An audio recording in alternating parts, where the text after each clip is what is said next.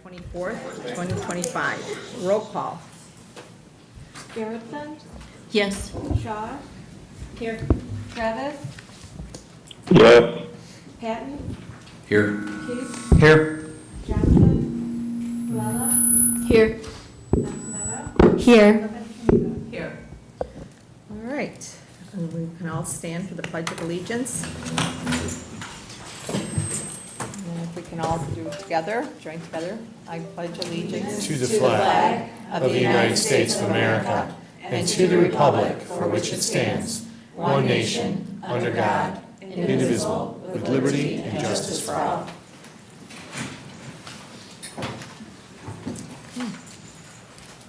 All right, at this point, I'd like to establish a pro temp for secretary in the absence of Ms. Luann Johnson, as Ms. Candace Garrett as pro temp secretary.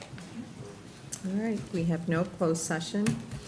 All right, the purpose, moving on to our public hearing, the purpose of the proposed bond sale is to fund the life safety items at Central Campus that have been approved by the State Superintendent of Education. Roof replacement, shoring and tuck pointing, the exterior walls of the building, window replacement, and replacement of electric.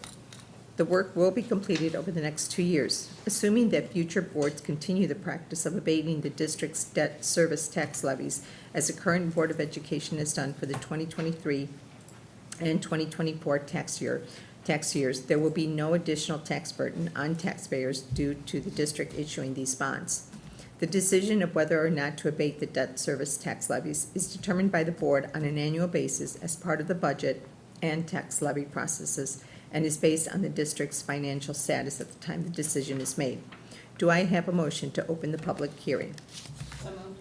Second. All right, it's been motioned by Dr. Shaw and second by Mr. Thies. Roll call.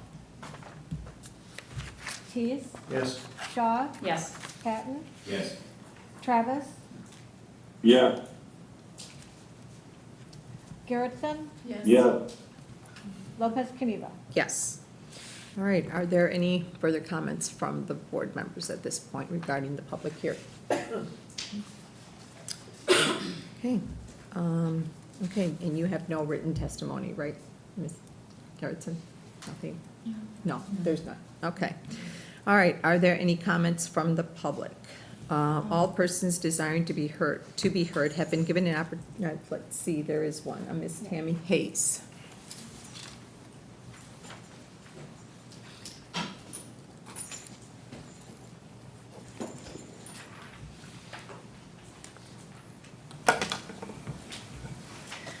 Good evening, everyone. I'm here to help, I guess, be an advocate for the board because as I see it, the board, and as I understand it, the board can't be at everything. And so I was lucky enough as a candidate for the 205 board, I was invited by Dr. McBride to go to the facilities master planning process meetings. So the first meeting we toured east, the second meeting we toured central. And I know that all board members can't be there because then it's a quorum and then it has to follow all kinds of rules. So I understand that. So I want to be here for that so that the board can hear another perspective, somebody else's information, because I think it's important. So tonight you're going to be voting on this $15 million life and safety. This is for Central Campus only. This includes the $8 million roof repair that we're going to be doing over the next 2 summers. However, I know that the district is also going to use 10, or is it 12 to 15 million on CCC and Academy in the next however many years or months. And this brings us to, it's $30 million is what we're kind of looking at here. And when I toured Central, Dr. McBride had mentioned that if we take out these life and safety bonds, if it's a 20-year bond, we're beholden to that building for 20 years. So it's 2025. 20 years from now is 2045. And so, I mean, honestly, I would ask everybody, I'd ask every student, every teacher, every administrator, 2045, do you really think that the student of 2045 is going to be walking through Central's doors? I don't. I'm one of those people, as much as I love something old, if it's my personal thing and I want to put money into it and keep it, that's great. But when we have to gut something to make it work for our kids, I mean, do we think CCC is going to get smaller? We don't. Do we think Academy is going to change? We do. We think the regular student population is going to change in the way that they learn. So $30 million is we're getting into some territory here where in April of last year, there was a referendum. And I believe that referendum and the media that the school sent out, the district paid lots of money for it to say how Central was our crowning glory, save Central, all of our eggs into Central's basket. At $30 million off of 85, I mean, is that what, a third of what the voters said no to? We're going to put into Central? I just think as a board, you really should be more aggressively looking at other options. I know it can't work at East. It can't do this. You can't combine districts. Can't isn't a word. Everything is possible. Talk to a police officer, he'll tell you. In court, you can never say nothing's impossible. Everything is possible. So I think that really and truly the board needs to be bolder here. You guys need to look more outside the realms of what we've been looking at here. I mean, I leave you with that sentence, 2045. You think the student of 2045 wants to learn at Central? You think the kids in the CCC program of 2045, it's going to be enough for them? I don't know. And if we push through this 15 and then the next 15 and then the next 15, then we're at $45 million. Is that, do you think that that's what the taxpayers, when they voted no on the referendum in the first place, do you think that that's what they wanted? I don't. And so I want you to hear another perspective. I was glad to tour East. I was glad to tour Central.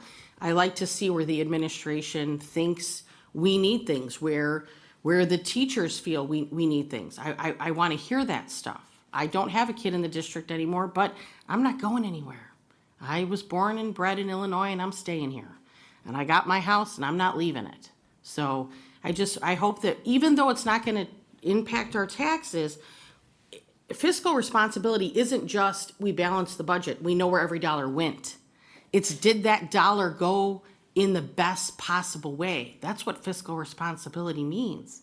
And so I hope that that's just always forefront in your minds and is important. Of course, the kids are important. 30 seconds remaining. Okay, but we've got to think, are we, the students now are important, so are the ones in 20 years. So thank you for your time.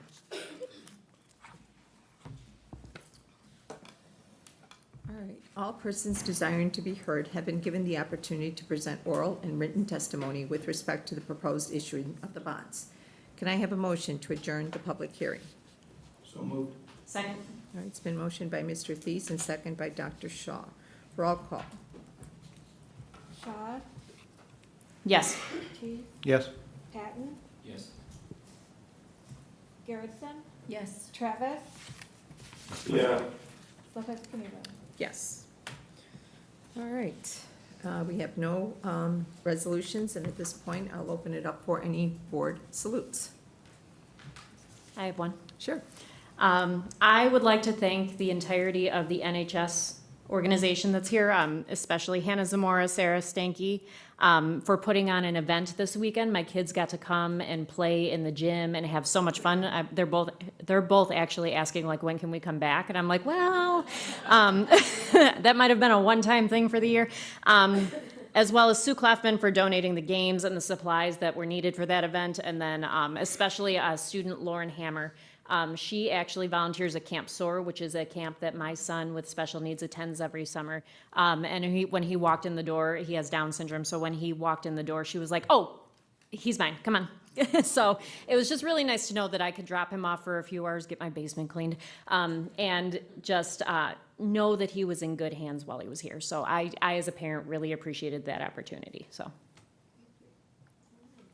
I went to the robotics event 2 Saturdays ago and just was so thrilled. My son was in the robotics team, and so he really enjoyed that. And so I wanted to go out and support that effort, and just really excited by how many kids, when you walk through the cafeteria, and there's probably 300 students all working on their equipment, all programming, all like super committed to trying to make their robot the best.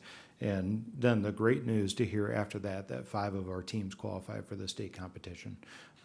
I believe it's the first time that 5 have qualified. It's the highest in the state. Yeah. And It's so, just in being a Vex Robotics sort of nerd, it's just unheard of. You know, if you had 2 teams out of one school, you're extremely excited, but 5 is, you know, rare. yeah, it's just awesome. So really appreciate all the work that the teachers do and the coaches and all that kind of stuff to not only be there for the events, but also help the kids understand programming, understand building, understand those things. And a lot of times, you know, really one of the rules is that the sponsors and the coaches can't help the kids do the stuff. And so it's just teaching, but not touching, not engaging in the equipment build, not engaging in the actual programming. And so it's just really super impressive. You watch some of the code that these kids are writing to make their robots go in autonomous mode and do this very precise pattern within the arena that is just really impressive. So I wanted to salute everybody involved with that. And I can piggyback on that too. I talked to many parents too. I mean, not from only our school district, but also from other school districts, and they were very impressed with the whole setup, the organization, everything. But yes, but my board salutes goes to the bus drivers, you know, during this, I know, bad weather that we've been having and everything, because we always know that our bus drivers, they're the first ones to see the students, they're the last ones to see our students, and they speak very highly. You know, I see a couple of the bus drivers at Jewel, they work there too, so they always compliment the students, how respectful they are. They've always been very nice to them and stuff, but yes, but thank you to our bus drivers. Right. Yes. I have a little bit of catch up to do, just getting used to things last month.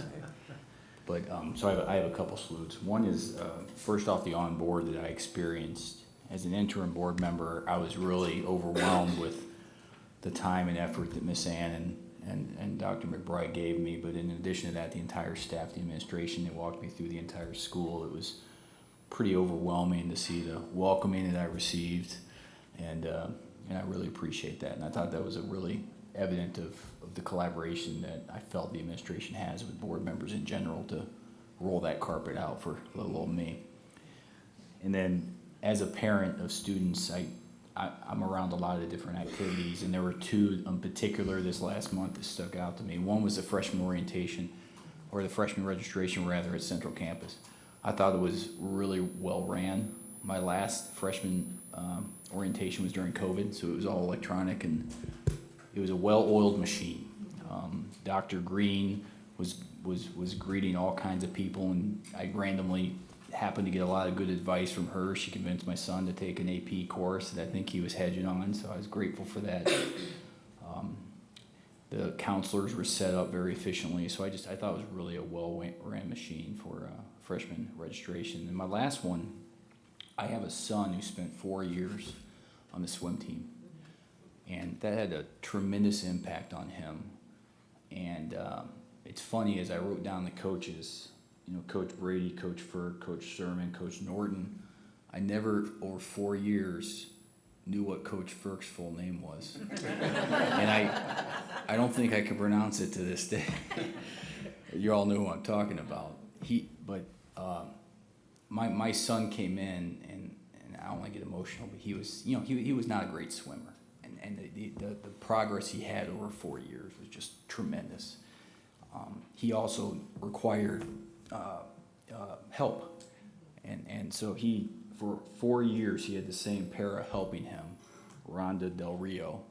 And she was incredibly loyal and showed up to all the Saturday stuff. I mean, it was just, we take for granted the paras in our district, and she was tremendous for him for all 4 years. And I know he's going to miss her. So salute to the swim team and everything they're doing. And they won sectionals, I think, right, last weekend. So they're doing something right. So thank you. I have 2 salutes. One, I attended the film festival. First time I've ever done that.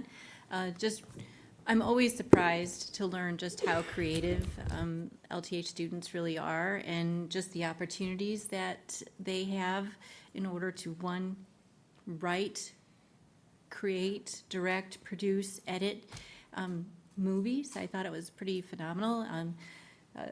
Different types across the board, from scary to very serious and introspective to funny.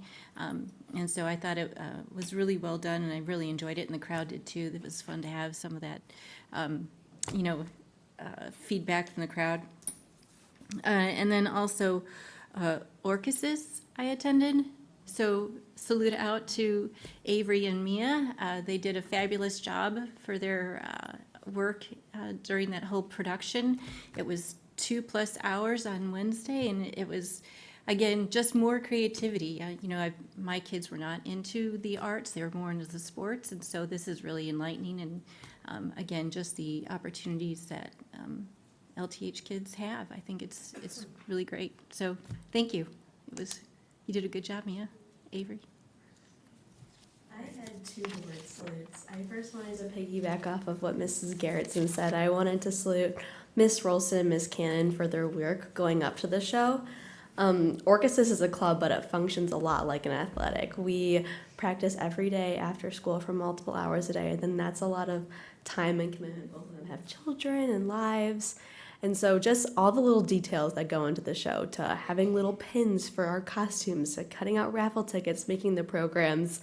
I think it's just important to take a moment to think about all those things that they did that went into the show. And I'm so grateful for it, because being an Orchesis dancer, I can say it has absolutely changed my life. And then my second one is that today I had the honor of being part of a joint class between Mrs. Pratt's second period AP Spanish and Miss Hope's and another special ed teacher. I'm forgetting her name right now. But we came together for a class, and me, Anna Egan, and Azul Delgado were the leaders and leading a lesson for them on Spanish culture. And we did a story, we danced, we sang, we made crafts, and it was just such a lovely day. It was so wonderful to sort of bridge the gap between the 2 departments. And language and culture is for everyone, and I think it's so important for everyone to know the value of it. I wanted to salute Dr. Johnson and all of her staff in the principal's office. I had the opportunity this past Thursday to meet with ISB and go over advocating for CTE with a CTSO board, Career and Technical Student Organization, and it went wonderfully, but it made it so much better that the staff, Lockport staff, were behind me and they were supporting me through it. Miss Gardner specifically, she was like, hey, I know the room's a little cold, let me bring you a heater. She was really sweet about everything, so thank you so much for that. And then I just wanted to salute Coach Kinane. He's one of our trainers here, amazing trainer. He convinced me to do the powerlifting meet this past weekend. I ended up taking second, but just the idea that he had so much impact to bring me into this sport and has so much impact on all of his students, it's just wonderful to see. All right, and at this point, Luann, if you can announce yourself. Is she on there? Luann, can you hear us? Yes, Can you announce? Luann Johnson, board secretary. Okay, all right, thank you.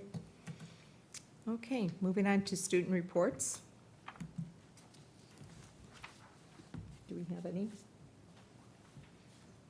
Yes. Go ahead. So our last Superintendent Advisor Council met on February 6th. So our first part of our report is just going to be summarizing kind of the fruits of that meeting. And we mainly talked about the calendar a lot. And so a few just metrics of data that I wanted to bring to the board is, first off, an interesting thing that we didn't really talk about before is that over a half of our council actually preferred to have the whole week of Thanksgiving off as opposed to a fall break. So kind of switching those school improvement days over with parent-teacher conference days to accompany a whole week off of Thanksgiving break. So I thought that's something that was interesting. And then also our entire council was in agreement over making Eid and holiday as part of our calendar. So I thought that was something that was just reassuring to the board to know that you have a whole group of students behind your back that are saying, yes, this is good, we like this. It's something that they value. And then also, I really just wanted to give a shout out to James Wyatt, who's actually here tonight, and his group that piloted the research on low attendance during Thanksgiving week. They're actually the students that gave us the evidence to show that that was something to be looking into further. So good job to you guys there. And then also, the only thing that students were hesitant to say, yes, the calendar is 100% a go, is they wanted to see it, one, overlapped with the activities calendar, sort of when homecoming will fall, twerp, prom, all those kinds of things. And then also the end of the school year, possibly dragging it out to that Friday. So it's just a full week, actually, instead of ending on that Thursday. We also met with Ms. Castillo about the social media guidelines. We just want to connect it back to the board policy and make it, put the policy in our bio and then add it to the public relations page. That way we don't have, we have the ability to take down comments when they are not appropriate. And then this past early dismissal for the cold weather was received much better than the past cold weather one. But yes, I very much prefer getting out early than coming in late. So, Do you guys have any questions for us? Okay, thank you so much. Thank you for all your comments and for the feedback that we got from your students, from your peers. Thank you. All right. None? Okay, there's no AFT report. Okay, IASB Governing Board report. Luann, this is Bob McBride. Do you have anything for IASB? Not really. The only thing, and this really is not ISAB, and you might touch on it. The governor was trying to put in place a bill to not have cell phones in school. But Yeah. there's stuff on the documents about the three rivers that are coming. So. Yeah, I'll try to get that in my legislative report. Okay. And then just a few ISB things for the board. The proposals that were approved at III, it's in a blue sort of booklet. I have one for you, Luann, that every board member has and the student board members have. You just see what IASB endorsed this year. I know that March 4th is the Three Rivers, but I believe there's also a foundation-sponsored candidate forum that night. And some of you might have seen the text I sent you. I would really strongly encourage you actually to go to DuPage on March 5th. I know Mrs. Garrettson said she was interested. It is all about career pathways. It's a little bit more aligned. The one in Manhattan is K-8 social emotional learning, and not that we don't care about K-8 social emotional learning, but there will be a really, really good presentation by a former superintendent colleague of mine. And I know right now, Mrs. Garrettson is interested. I would like to go. Dr. Shaw, I was going to try to get Dr. Cristofero. It's at Addison Trail High School. Not too bad. Quick. We'll register both of you tomorrow. And it includes a dinner. So, great. Well, that's about it with IASB. III proposals are being accepted, and we are thinking of doing a proposal on our academic return on investment project this year, which I think people would be interested in. Thank you. All right. Foundation Board report, you can see the report there that Ms. Angela Adolph submitted. Unless you have any questions for her? No? All right, well, thank you.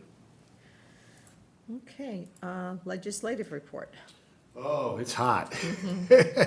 I am not going to go over all of these proposals, but right now, the legislator's back. There are an incredible amount of bills that are pending. A couple that I would keep my eye on. Today, we met with the Illinois High School District, which is a legislative group that we belong to with most of the other high school districts in the state. There are currently 6 bills in committee to limit cell phone usage in public schools. Primarily, the focus is no cell phones allowed in classrooms. And our lobbyists said, mark this, there will be a cell phone bill this year. So on Wednesday, Superintendent's Advisory Council, I'd love to hear what you all think would be good guidelines, because this has been on your agenda as well. Another is public transportation. People transportation, I have it right up there. There are now 3 bills. Right now, we are required by state school code to transport any student who is further away than 1.5 miles and/or has to cross any kind of like 4-lane highway or dangerous railroad track, right? There are 3 bills right now. That bill, House Bill 1250 is probably the one that has the most like, is to change that to 0.5 miles, which would have a significant impact. Tonight, you're on your usual routine of replacing buses. You know, oftentimes when our buses get to about 300,000 miles, we replace them for safety. You know, our fleet is, 60 plus. But you would require, if that halo changes, significant amount of new bus drivers and new buses, right, to cover that in a time when, it's for that personnel, very, very competitive. So we'll see what happens. We don't know where that is actually going. Also, interesting enough, there's many, ed licensure, major school events, school, special education parent notice. There's more, student ID. There's a bill to identify on student IDs. Any kind of pupils that grade 6 through 12 to be able to contact the National Domestic Abuse Hotline, as well as right now, students are required to have suicide prevention on their IDs, a variety of them. I don't have them on here, but the most interesting thing is the legislator continues to be very, very interested in taking over parts of the IHSA, particularly attendance.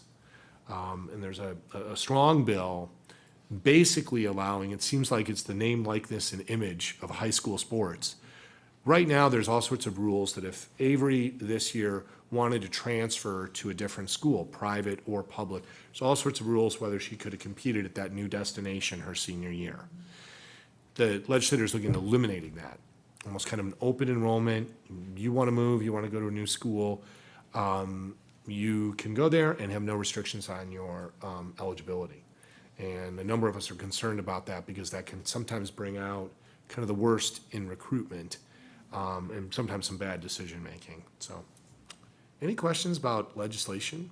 I'm sure the state is providing funding for the new buses and the new drivers. They are not. So as you can imagine, Mr. Teese, superintendents are not, I want to mention one other one that I didn't put on this board too on that issue, that are not interested in, that's a mandate that's very difficult, right? Because of exactly that point, right? There's another one that I don't have in this list, but it's being called the homeschool bill. It's it's creating a lot of interest in Illinois. It basically would require both the ROE and schools to have a homeschool administrator who would, if you register your child as a homeschool child, in essence, inspect your curriculum, inspect your grading system, inspect basically and certify that you are providing a free and appropriate public education under the Compulsory School Act. And homeschoolers in Illinois are not very interested in that. And I would say superintendents in Illinois are not very interested in that either, because it's another layer of bureaucracy that comes with no funding behind the bill. You can see behind me, everyone's volunteering for that position, right? Well, thank you. All right, and we have no public comment follow-up. All right, moving on to public comments. At each regular open meeting, members of the public and district employees may address the school board during the public comment section of the agenda. Individuals appearing before the board are expected to respectfully follow the guidelines of Policy 2:230 and Policy 8:30 available upon sign-in. Public comments are important to the board. However, it is customary not to respond on issues until time has been taken to gather information and discuss all options. Lack of action or response at the time of comment does not imply lack of interest in the issues brought to the board. At this point, we have, let's see, Mr. James Wyatt. Sure, if you want to combine, James, you're right up there, and the mic moves, okay? So if someone's talking, just make sure that mic, you can kind of see how close I am to being heard, so.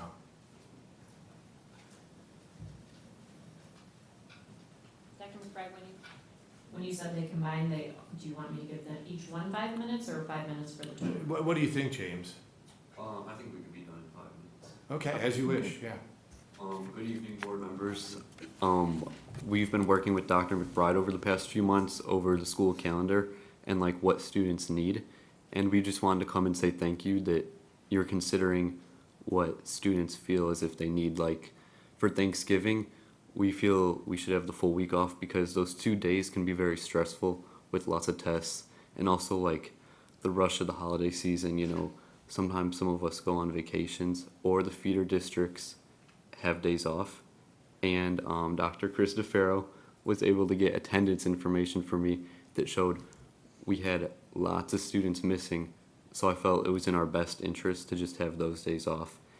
And along with the Eid holiday, I felt it was important, you know, I'm Christian and I think everyone's religious beliefs should be how they want to like view them and have days off if they need. Like we have Easter, so if they feel they need Eid off, I think it's only fair. That's what I had to say. You want to say?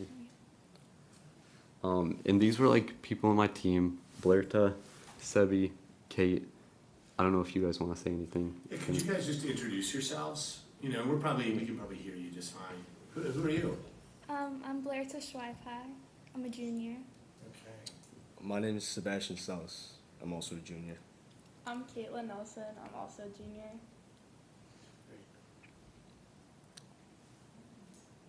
And you're all members of Superintendent Advisory Council?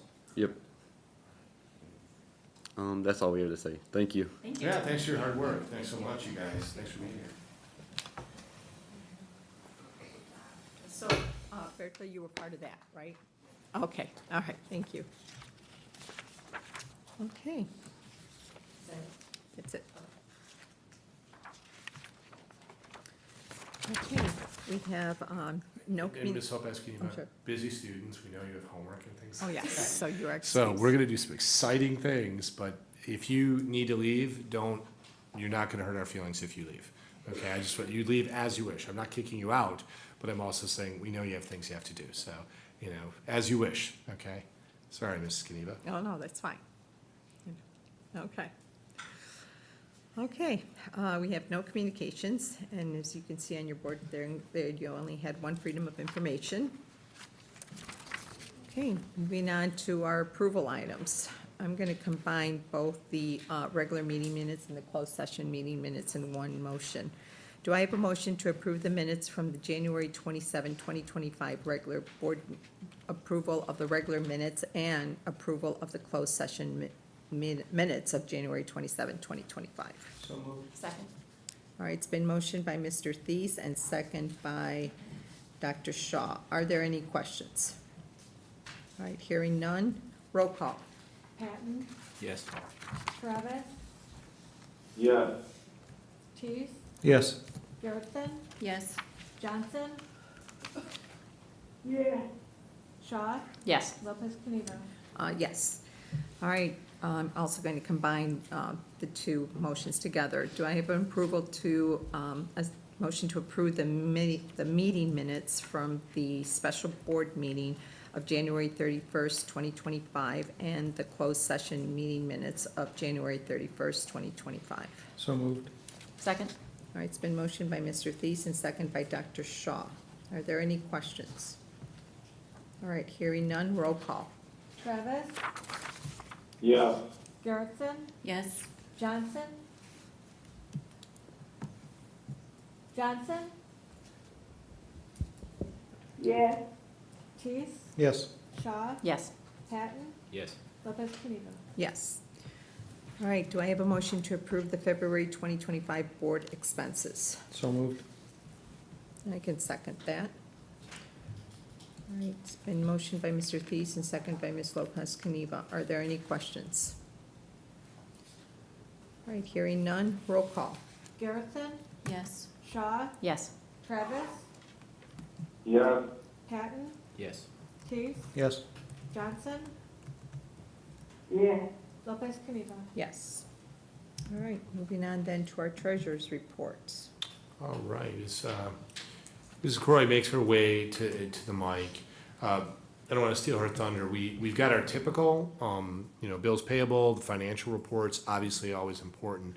Probably the main event of this particular interfund transfers that you need to be aware of when you vote, what those are. But probably the main event here is just taking a look at a financial forecast, how the 5-year financial forecast is impacted by a number of things that you asked us to do.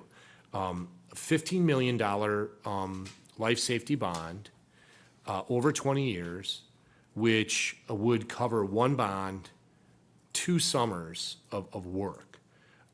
This coming summer, next coming summer, all work that's life safety work, roof, walls, electrical. As was mentioned earlier, on a 20-year bond, the responsibility is that the space is occupied for educational purposes.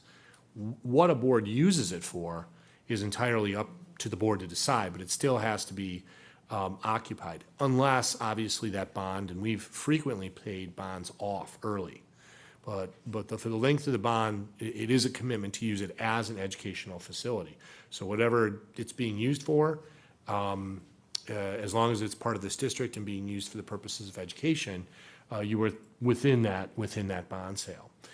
We were thinking of really doing the financial analysis for you. You were very interested in seeing if you borrowed $15 million worth of life safety bonds at the current market conditions and continued your strategy of using fund balances to pay your debt service. So it's not part of the levy, i.e., this $15 million bond would have no new tax consequence on taxpayers. We did that analysis for you. So that's a little bit of the main event, and obviously Mrs. Croy would present that. Other things that you want to draw us to, Stephanie, from the financial reports that we usually do, anything in particular? Or if board members would like to go right just to the 5-year forecast? Yeah, probably just the 5-year forecast. There's really nothing else significantly different than what you're used to seeing in the other financial reports. Statement Yeah. of position, Yeah. revenues. Unless there's questions on any of that. But otherwise, there's nothing unusual or different or unique to point out in the regular financial reports through January. Okay. So yes, the 5-year financial forecast has been updated, and what you have in the presentation, which is of course what we have up here, it's a 2-page document. So the company or the program that we use to do this forecast has 2 different modules.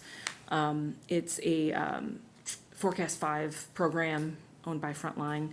They have 2 different modules. One that helps project the current year, like are you running as expected, right? So the first page is what you see there, okay? So on this particular document it's on the screen now, you have actual data through January.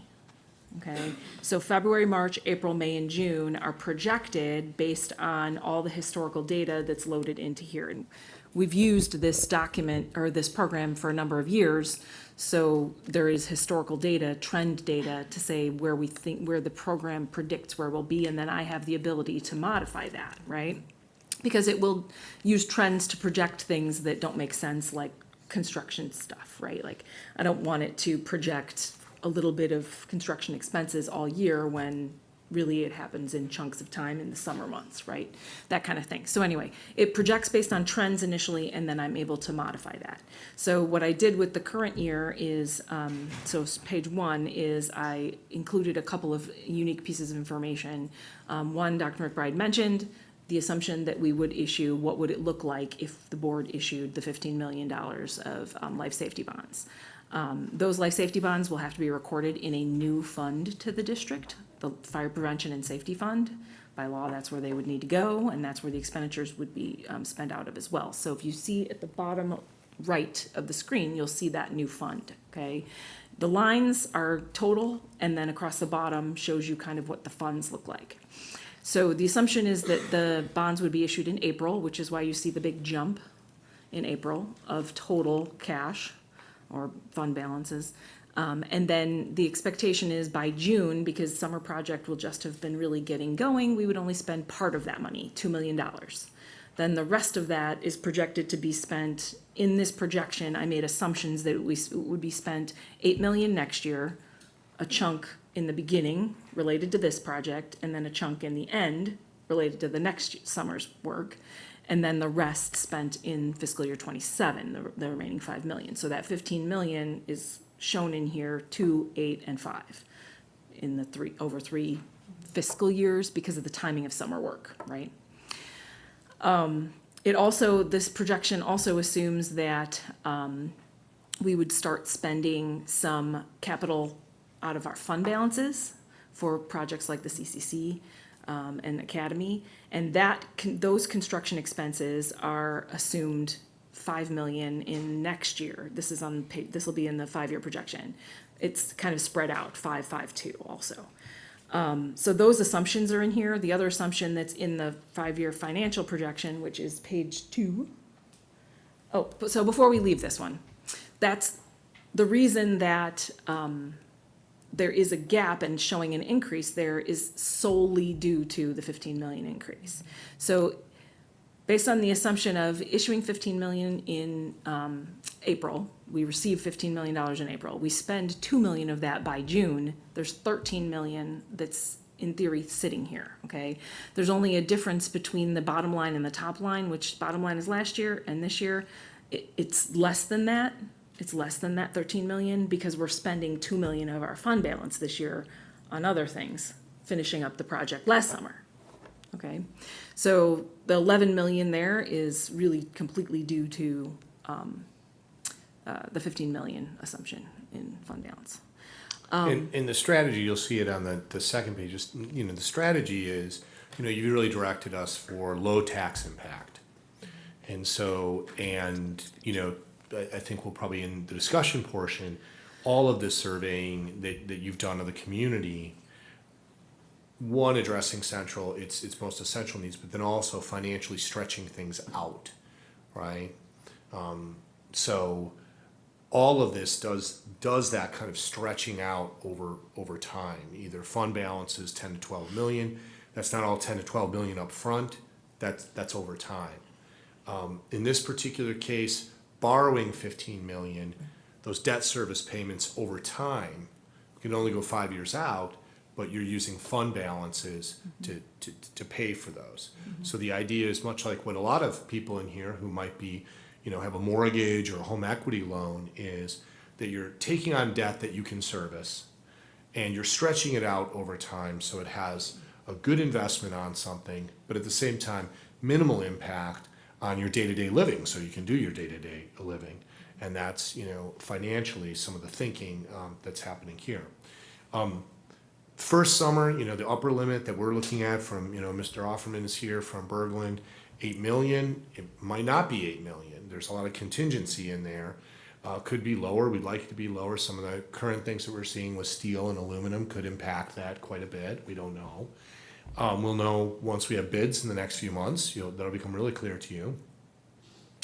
But then the strategy of investing that money, that invested money, if you invest that loan you took out, the interest that you use on that over a year can only be either used to pay for construction or to pay for the loan itself, literally, right? It can't be used for other purposes. But you put that money to use, much like we do in our investment report. So you're leading us into page 2. So page 1 was just what do we expected to look like June 30th of this year, and page 2 is the 5-year projection. So the 5-year projection here does include, like I said, the bond issuance and the spend down over 3 fiscal years, and additional fund balance construction projects over 3 years as well, 26, 27, 28. And in addition to that, the 15 million is assumed to be paid out of fund balance, so over time. So this only projects 5 years of the bond issue, but in each of those 5 years, the assumption is that the debt service payment will not be, there's no tax levy associated with it in this projection. So it has to come out of the other funds. Ms. Wright, my understanding is that for us to abate, right, we're gonna do this on an annual basis, right? Correct, because it's part of the tax levy process. I would recommend that that's the best way to do it anyway, because then annually, you can be looking at the financial situation of the district and determine that that's still feasible. In these 5 years, it looks like on this projection it is.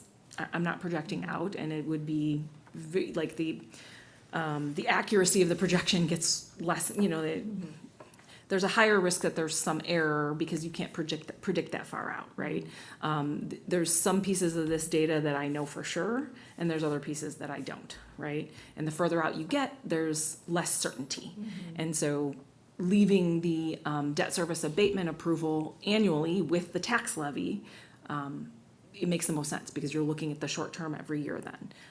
The assumption in here, though, is for at least the next 5 years, it's doable out of fund balance.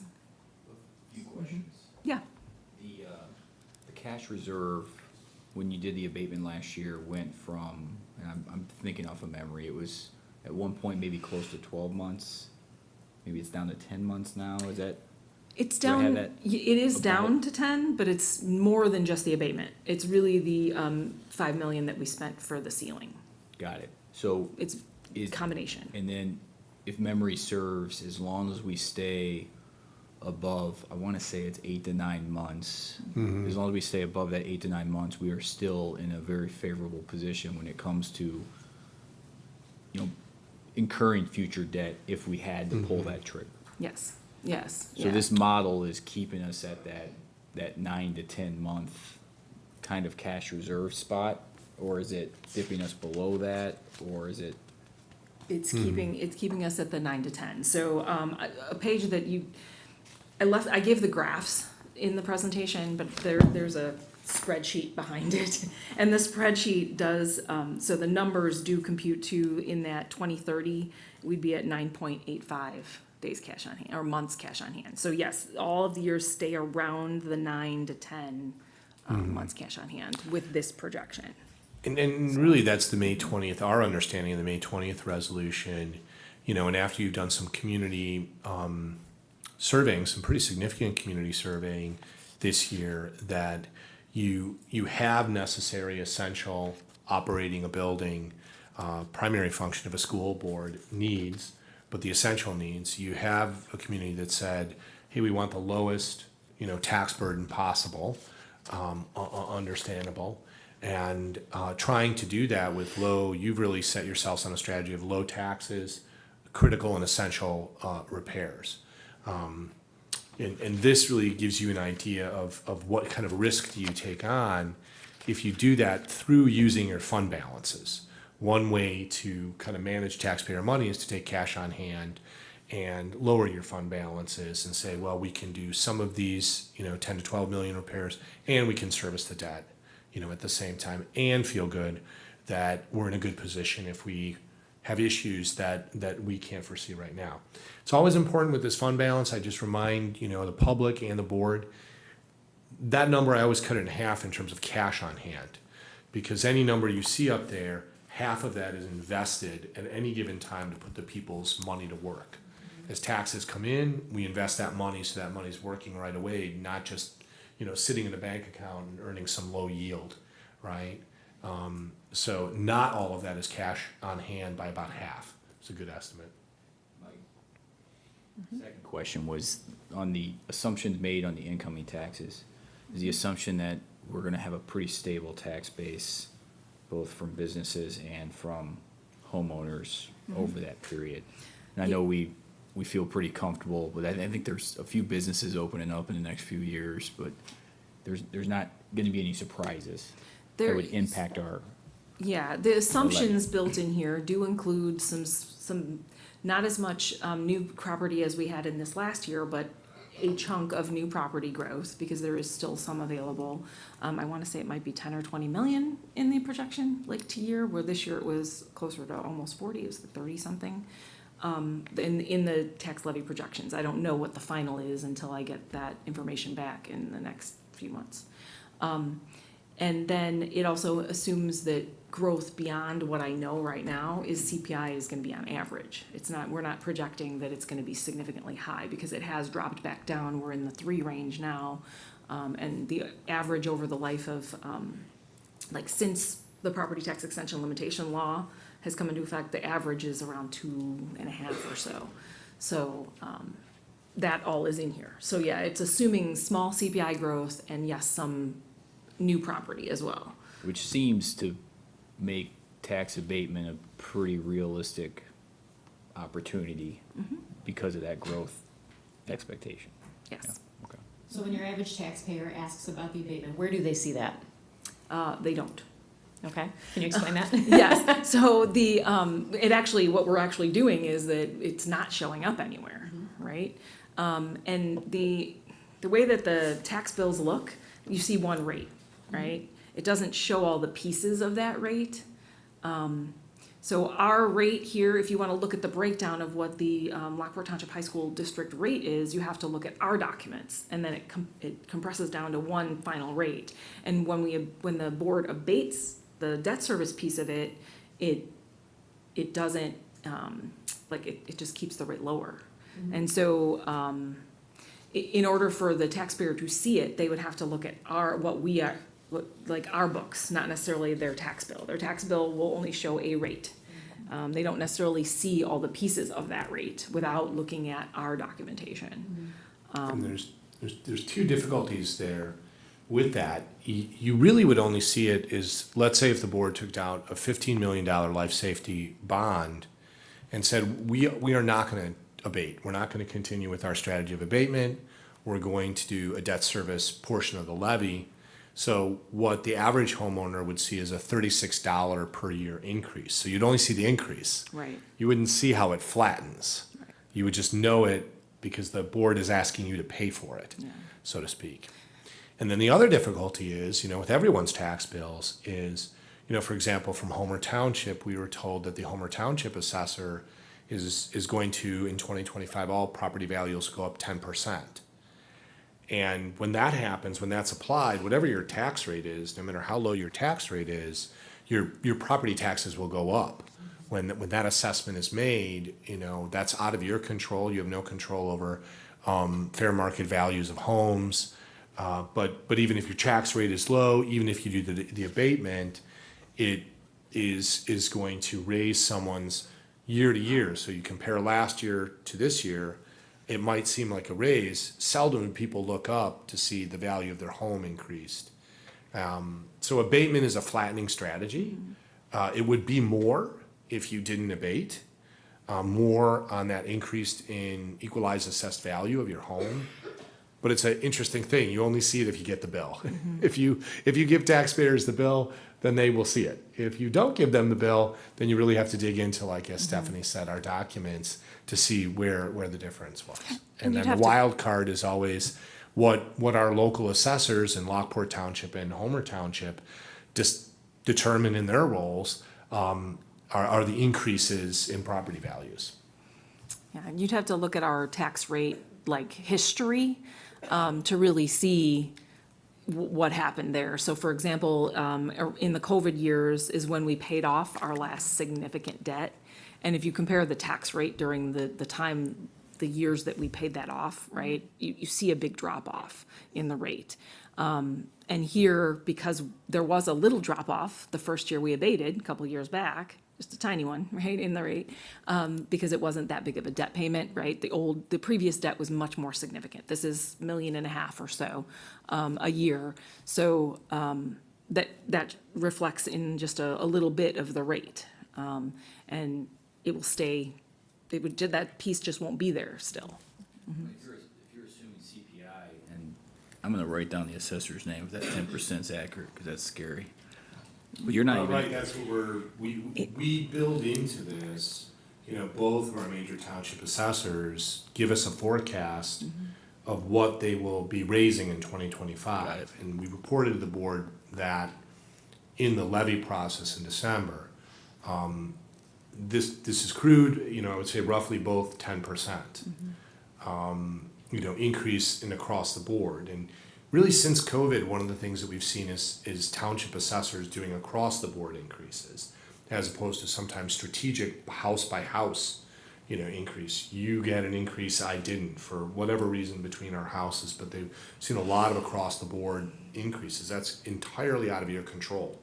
And it's, you know, your tax rate will always go up if an assessor raises the value of your property. So I think that answered my question. You included the assessor's projections when it came to homeowners' values. Yeah, we kind of have to, like, so the pieces of when I do a projection, I have to project what the total EAV will be.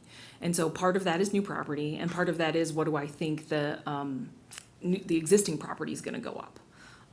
Or down in theory, but that has only happened once since I've been here.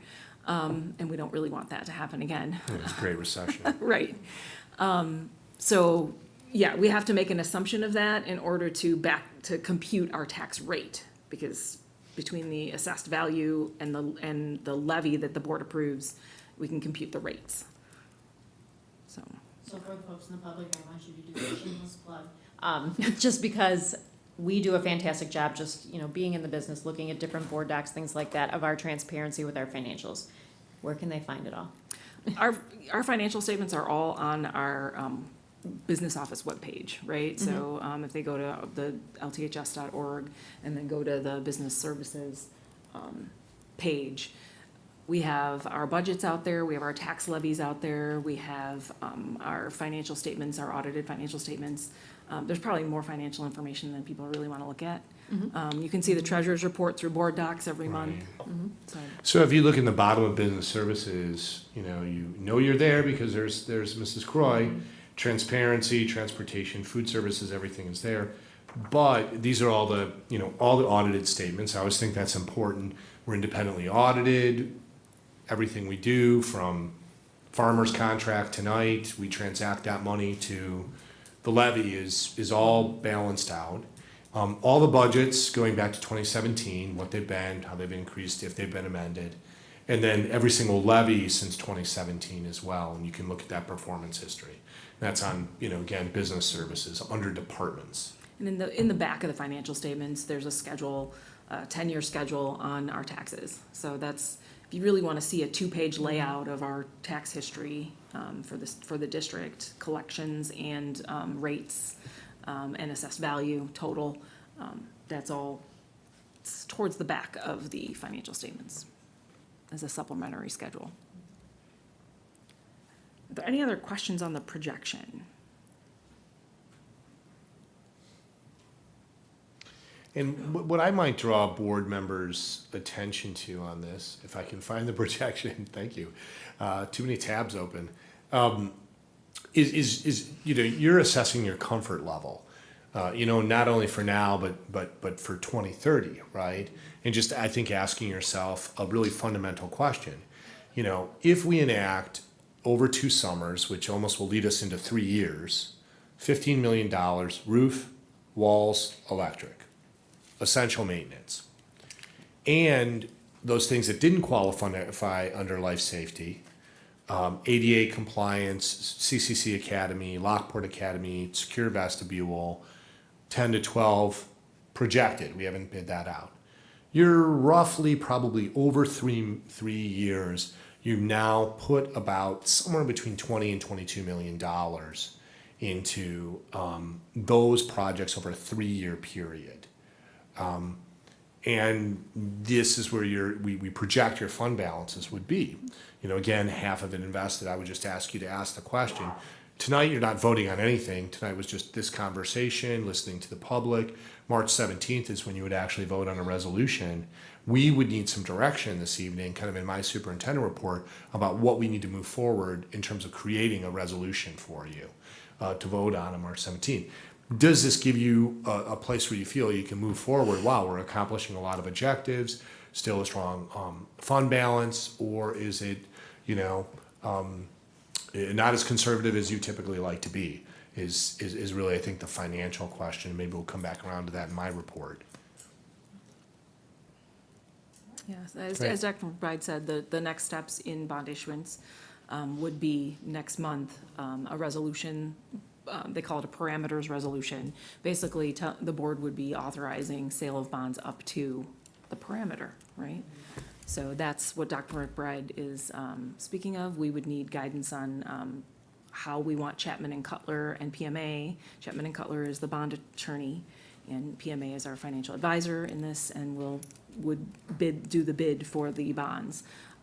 So those two entities will be preparing the documents that the board would need, so. And we're moving progressively because there's also other systems. You know, we only have $15 million at Central approved. You have to have it approved. There's more at East or more at Central you can approve on your life safety list.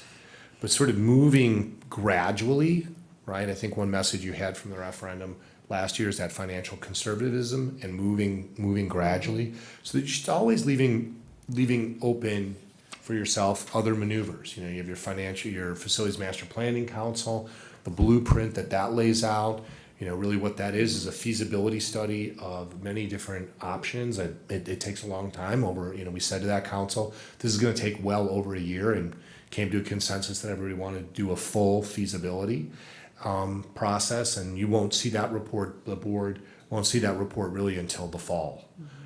So that gradual progression just allows you financial maneuvering, construction maneuvering, at the same time. And then, your primary goal is low tax impact, as we understand it. Did you guys have any questions?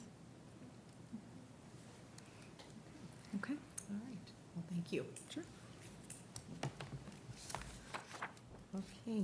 Do I have a motion to approve the January 2025 Treasurers Report? Second. All right, it's been motioned by Mr. Thies and second by Dr. Shaw. Roll call. Shaw, Yes. Tease, Yes. Patton, Yes. Johnson, Yes. Garrettson, Yes. Travis, Yes. Lopez Caniva. Yes. All right, moving on to our superintendent report. All right. Well, I want to also congratulate Avery and Mia. Got to see Orcus's Thursday night. Many different things going on.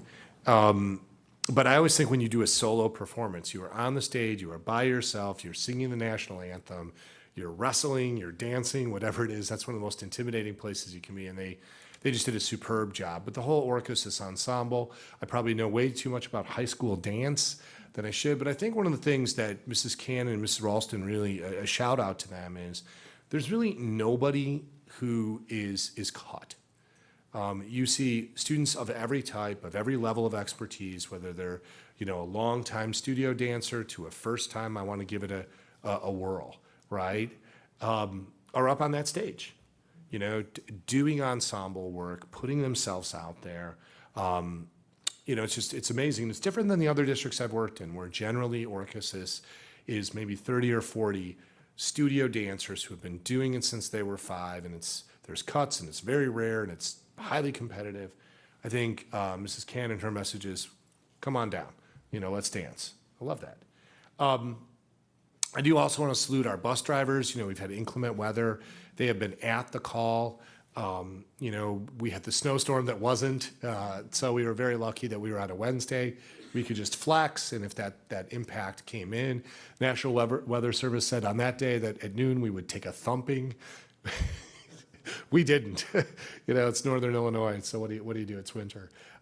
So that's how it goes.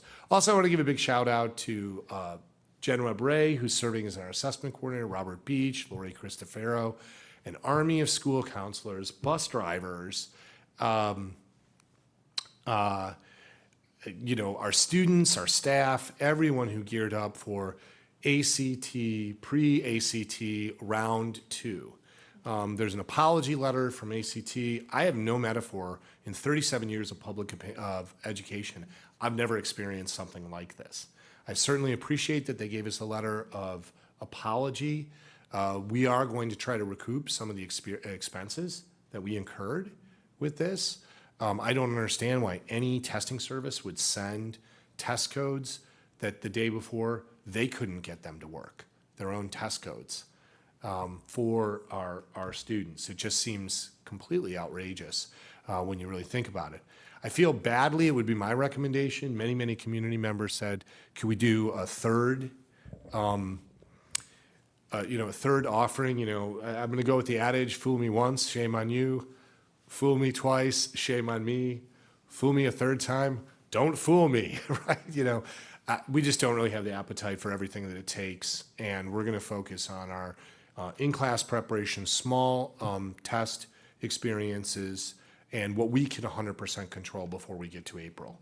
We're doing a great job with varsity tutors. We have a number of students enrolled in that, getting test prep.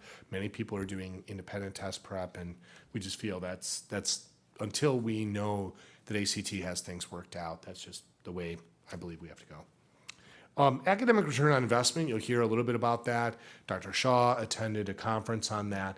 Just to let the board know and the public know, we're coming to the end of our strategic plan. One of the things that we've picked up is this year learning a strategy called Academic Return on Investment. This is Harvard Business School, of taking a program and really taking a look, if you've invested quite a bit of money and time into a program, what is the return on the investment that you're getting? We're looking at our Wednesday late arrivals and the amount of people that we put in collaborative teams for educational outcomes, 19,000 hours a year, $1.6 million a year.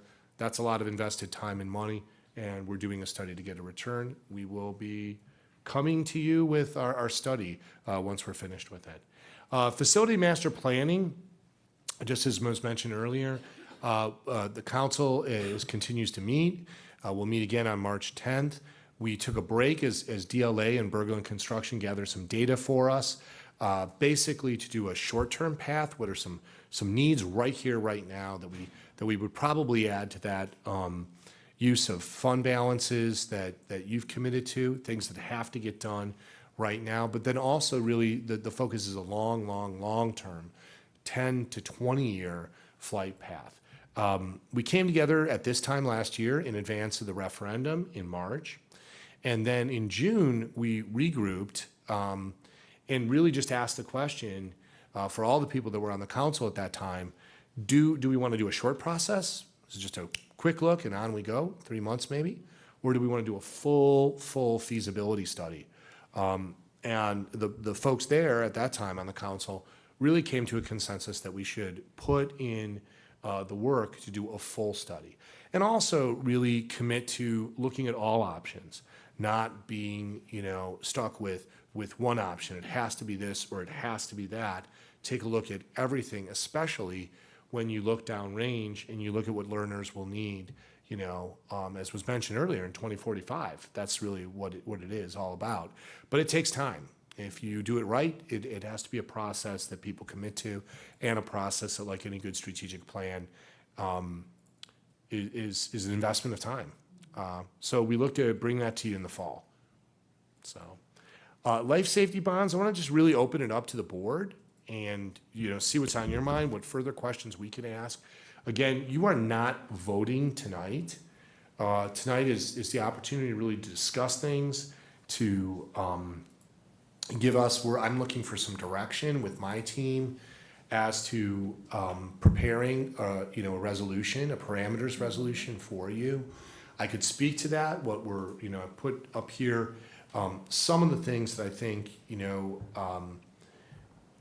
you could accomplish, but I think obviously what's most important is what questions you have and what thoughts you have. So I'd really just open it up to what's on your mind. I personally would like to, as was mentioned in public comment tonight, we obviously can't attend everything just because of quorum and things like that. I do feel like I have a good sense of what our community's saying based off of all the surveying that we've done, based off of what I hear is coming out of our council that we have together. So I'd really like to hear from the people that, Candace came from that council, now a board member, Derek, same situation. Like, is that the consensus that those of you who are attending those meetings are feeling? Because in the individual conversations I've had, I do feel that way, but I'd like to hear from you as well. Do you want to share? I'll kick it off. I don't want to sound like I'm getting on a soapbox because I'm going to be rehashing things a little bit. because I'm new to the board, but I'm not new to that council. I've been part of it since its inception over a year. So every meeting you get inundated with a lot of information. And I feel like I've absorbed all that information. But ultimately, as I reflect back, we represent a contingency of 75,000 people. And the reality is hardly any of them vote. I'm grateful for those that show up to board meetings. Most of them don't. I mean, there's so many different data points we have to take in to get an assessment of what the community needs and wants. The Master Facilities Planning Council, compared to a lot of other things I've been a part of, frankly, touches a lot of the data points. I think you've done a good job of trying to assemble that. You know, there's stuff on social media. That's a data point. It's not a solution, it's a data point. I come to the table, you know, I'm a parent. I got a freshman come to that freshman center next year. And I really struggle with the idea that as a board, we would not ensure that students have a viable building for the short term. And I wasn't aware of this until a few meetings ago, that we're sending them in a school with a 20-year-old roof that's been on there for 40 years. I mean, we're 20 years past the warranty. I think it's borderline irresponsible for us not to address that. Now, I also, you know, we have a responsibility to maintain our facilities, but there's been, going back to the data points, we've had surveys, we had a referendum vote, we've had all these master planning council, you know, there's a conundrum that the board's been facing for a long time. We need and owe it to our stakeholders to maintain our facilities, but then we also have a tax base that expects their taxes not to go up. And we are, I think, the second lowest out of 17 different districts in the Chicagoland area, which is pretty impressive. And we have a tax base that expects us to stay in that bottom 2 or 3, which means we need money to do maintenance. And that solution is not found on social media. It's not found on emails. It's not found on random. It's found in meetings like this. That's why I love it when people have public comments. That's where it's found, because it's complex. You can't find a simple solution to that. So the fact that some of this stuff falls under life safety, I think, is a benefit to the tax base. And the fact that we have low debt as a district offers us opportunity for the future board to continue to stay in that top 2 or 3 from a tax base standpoint. That solves the short-term issue. The long-term stuff, like you were saying, we're doing this feasibility study. You know, I think I was one of the people that said a year ago that we're in it for the long haul. I don't know what I committed myself to. But I'm anxious for the new board to see a feasibility study in the fall that's going to assess, okay, what does it look like 10, 20, 30 years down the road? But I don't think there's any excuse for us not addressing maintenance issues for, you know, I'm going to have kids going to that freshman center until I looked it up this morning, 2035. So I got a second grader. So if we're talking about in the Master Planning Council things that we want to do in the long run that frankly is exciting, I guarantee you that stuff's not going to be in place for my freshman coming next year. And so I think it's important that we differentiate the immediate obligations of us as a board for the short-term needs from the long-term community impact, you know, the desires of what the Master Planning Council is putting together for hopefully the fall. And as a board, there's so many different data points we got to take in. And I appreciate the public comments. I appreciate what's on social media. I appreciate all the forums that we have and all, you know, but none of it is a solution. The solutions have to do with sitting down one-on-one and sitting down. And that's where you know, for any community member that wants to understand this, they are not going to figure it out by sifting through websites, downloading a bunch of documents. They're going to figure it out by meeting with anybody in this room. They're going to figure it out by meeting with Dr. McBride, because I've spent over a year trying to figure it out. I've come to the conclusion that in order to satisfy staying in that low tax rate and not being irresponsible with 1,000 kids going to Central next year, I don't know if there's a better solution to mesh those two than the direction we're going with the life safety bonds and the attempt to really use cash reserves and minimize the impacts on tax base. So, Yeah, I would echo many of Derek's comments. We had our finance and facilities meeting on February 10th, and I took some notes coming out of that, and then as I reflected on our conversations, I had some other things that I thought of, and as I usually do, I wrote some stuff down just to remind myself about some of those things. So I wanted to share those for those that weren't able to be at that Finance and Facilities Committee meeting, so that we've all working from the same information. At that meeting, we reflected on a lot of the community engagement sessions we've had over the past year plus since the referendum, as well as some of the items that were the basis for the resolution that we passed in May of last year that was focused on making those essential repairs and the improvements to Central. Some of the key themes that I pulled out of all of that community survey work and the meetings and the town halls and everything else that we had was that the facilities survey consistently emphasized the need to renovate and upgrade school facilities with a focus on Central Campus. That was part of the documentation on that.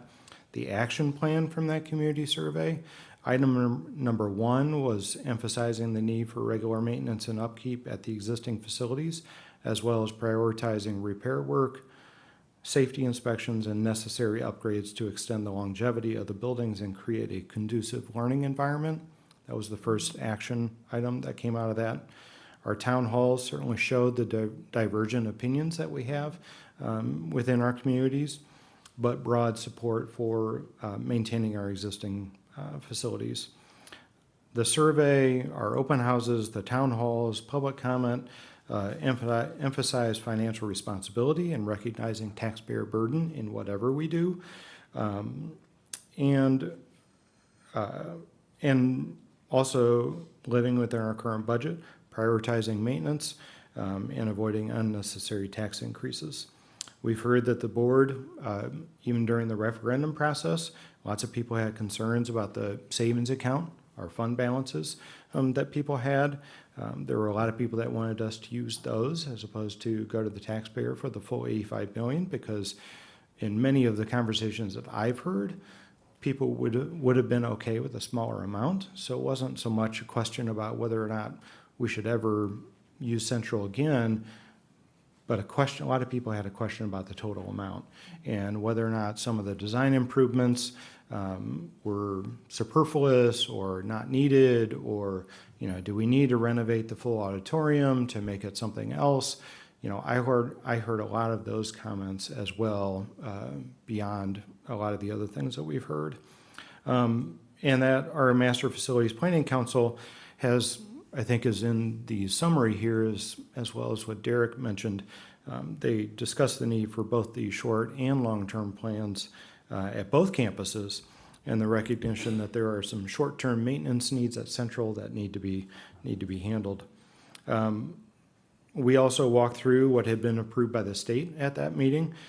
We talked a lot about some of the things that Dr. McBride has talked here tonight, and following on with what Derek mentioned, our roofs were originally installed in 1988 and 1992 with 20-year warranties. They are now 37 and 33 years old, one of which is almost 2 times the expected warranty.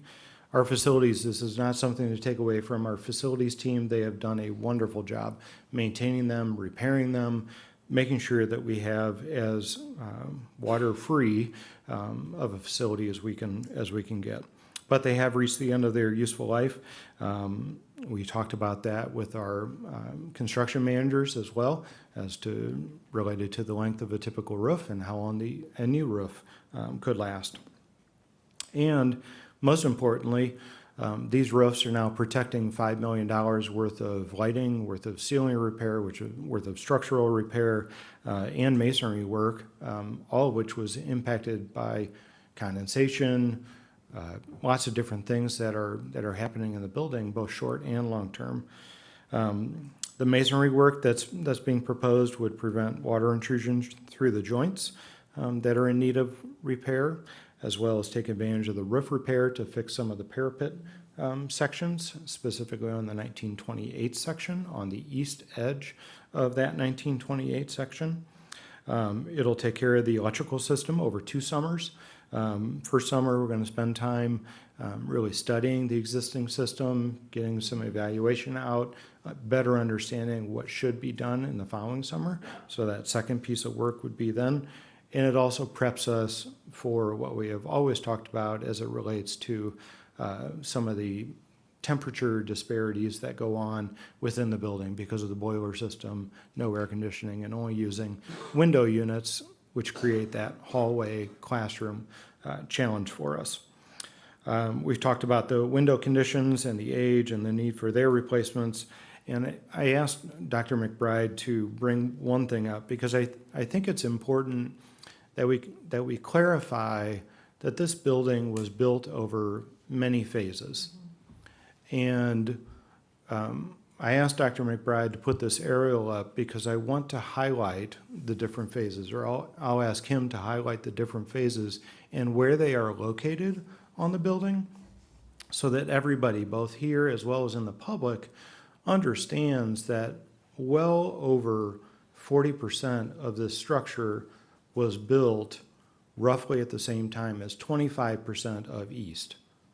That everybody thinks of as new and it's nice and we don't have any worries about it. But well over 40% of this structure was built roughly at that same time.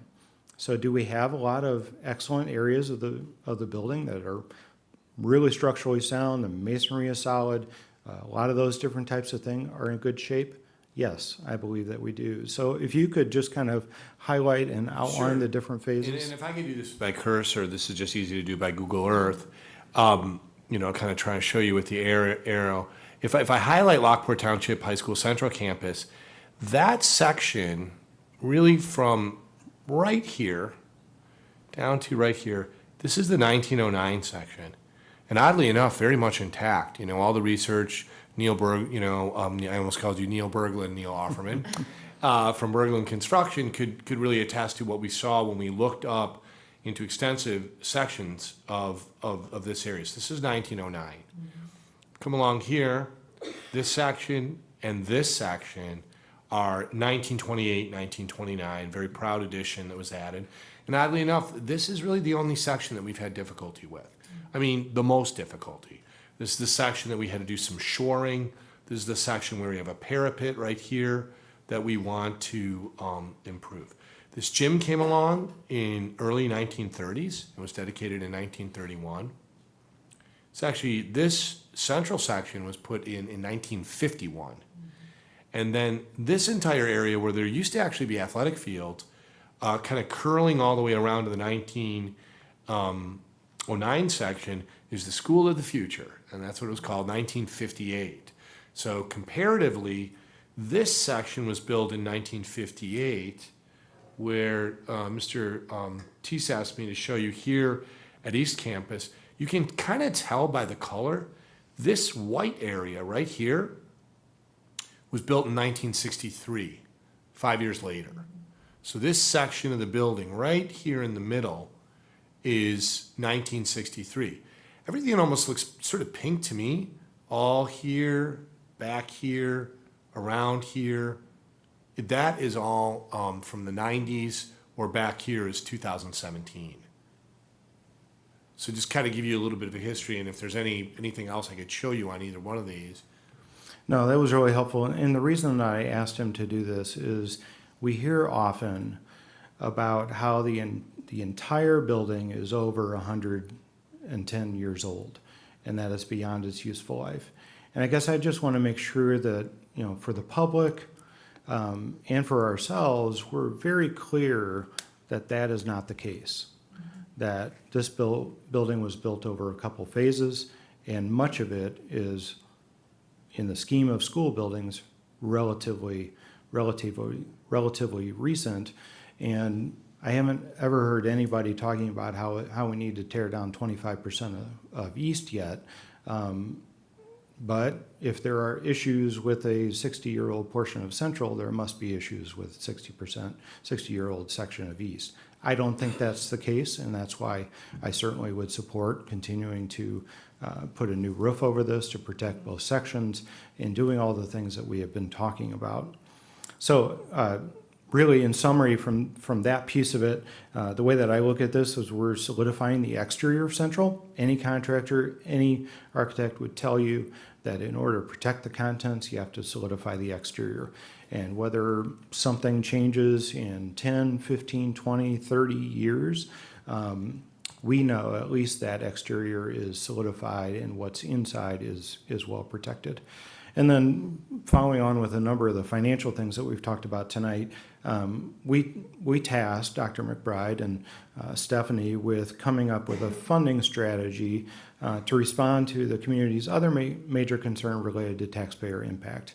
Over the past few months in our board meetings, we've looked at bonds, the impact of bonds, the impact on the median home price, anywhere between $19 and $36, depending on the amount that we issue. And obviously, everybody can use the sliding scale on what their home value is based on the tax bill. And what I've really appreciated is they took that challenge on and looked at the impacts of the $15 million bond, how much that impacts our fund balances, how much that impacts the payment. We have an excellent track record of being able to abate our bond payments. We've shown that the last 2 years. The payments are roughly the same as what we have already abated for 2 years straight.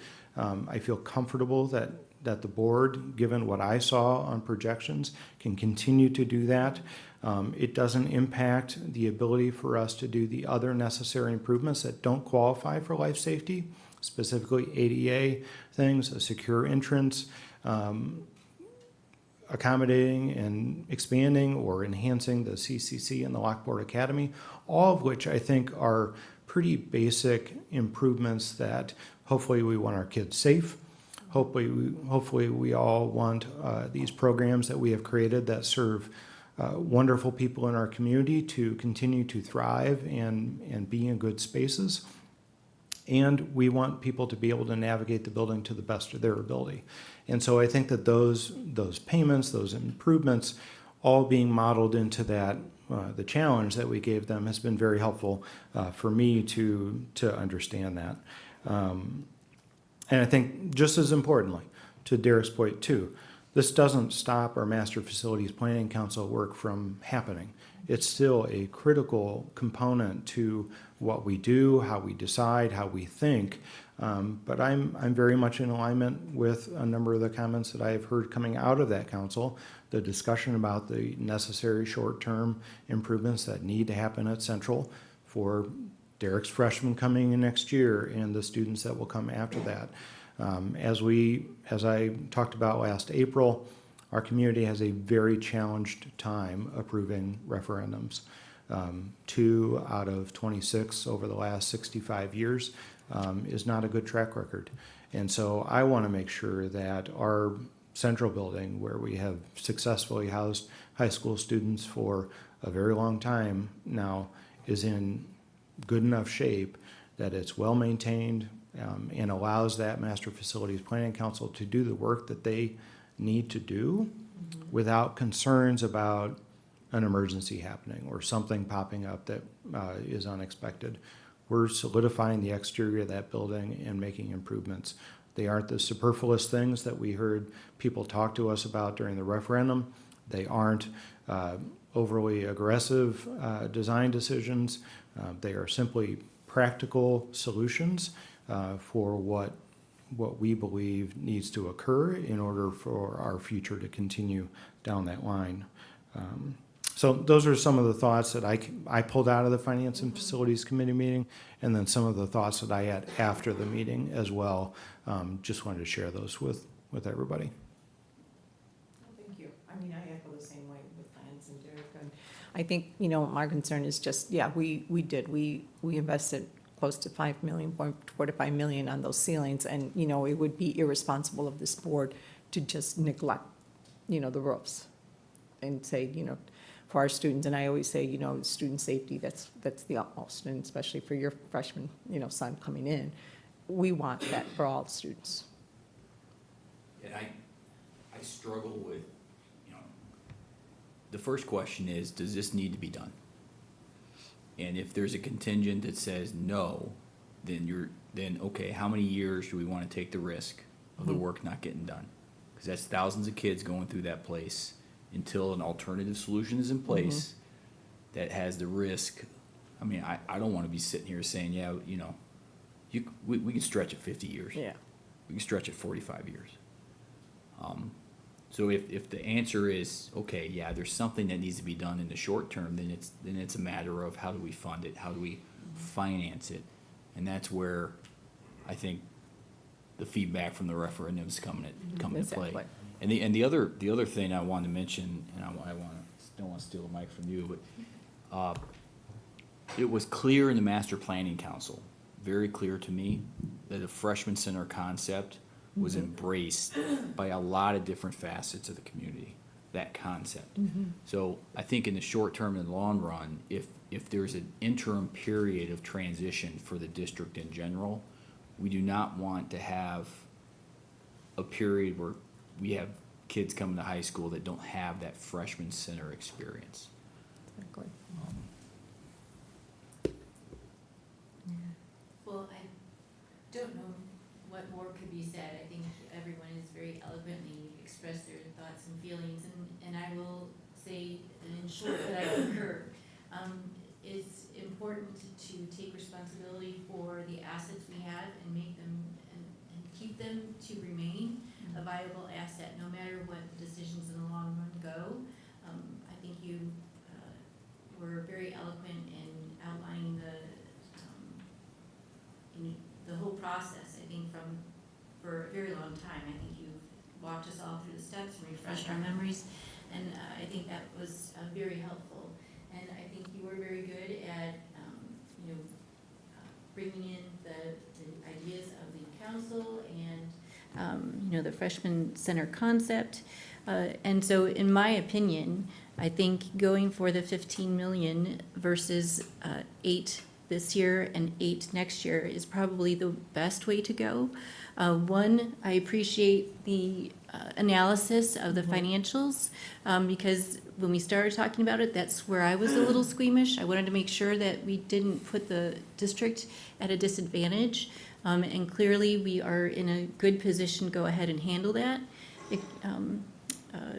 And so I think that in light of the uncertainty that is in amongst our midst today in the economy and the manufacturing and construction costs, I think it's best to go in where the rates are going for financial implications. I think it's in our best interest to take advantage of what we know now. It's still a favorable position, and we are still meeting the needs of the community in terms of being a low tax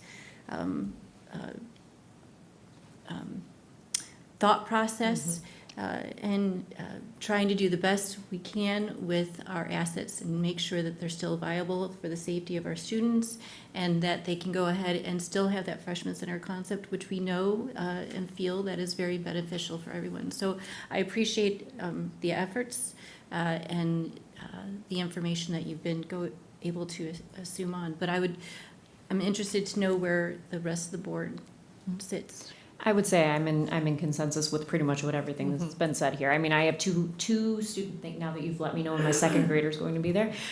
All right. So I have 2 children that are going to be experiencing this building in very different ways. I'm going to have a freshman there that's going to experience it like a freshman, and then I'm going to have one that's going to be there for a longer period of time in the CCC. I want to make sure that, we're providing that opportunity for all the students that are going to come through those doors as well. And we also heard, I think, from what everyone here said, that our community does not have an appetite for higher taxes.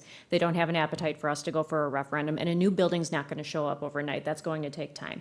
We already need to make sure that this building is in sound and working condition for the students that are going to be walking through the doors, as well as safe. I mean, again, to echo, we've put $5 million in. To not protect that would be to a disadvantage to our community, and it's not being good stewards of our taxpayer dollars. So, not to belabor what has already been said, but I'm in consensus with everyone else. Anybody on the phone I don't want know. Luann or Michael, do you have any comments? No, I think myself, everyone said quite a bit, addressed all the issues that's been talked about. I just believe that we're heading in the right direction myself. So I'm just hoping we can we'll get where we need to be.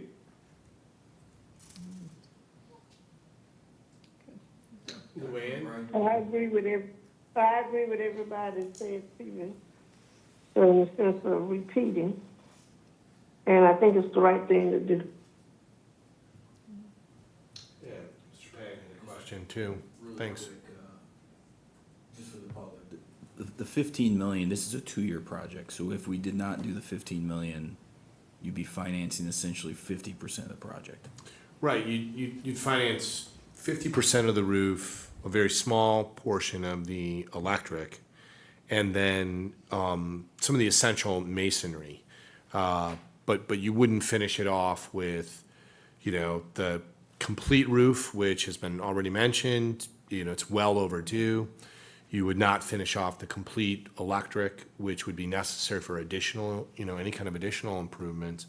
And then also, you really wouldn't get into the windows and the lintels and all of the lintels and tuck pointing is just, stock and trade maintenance on a masonry building of any type in northern Illinois, right? So you really would finance half of the project and then have to come back around, and certainly I wouldn't recommend that you start half of the project and not finish it.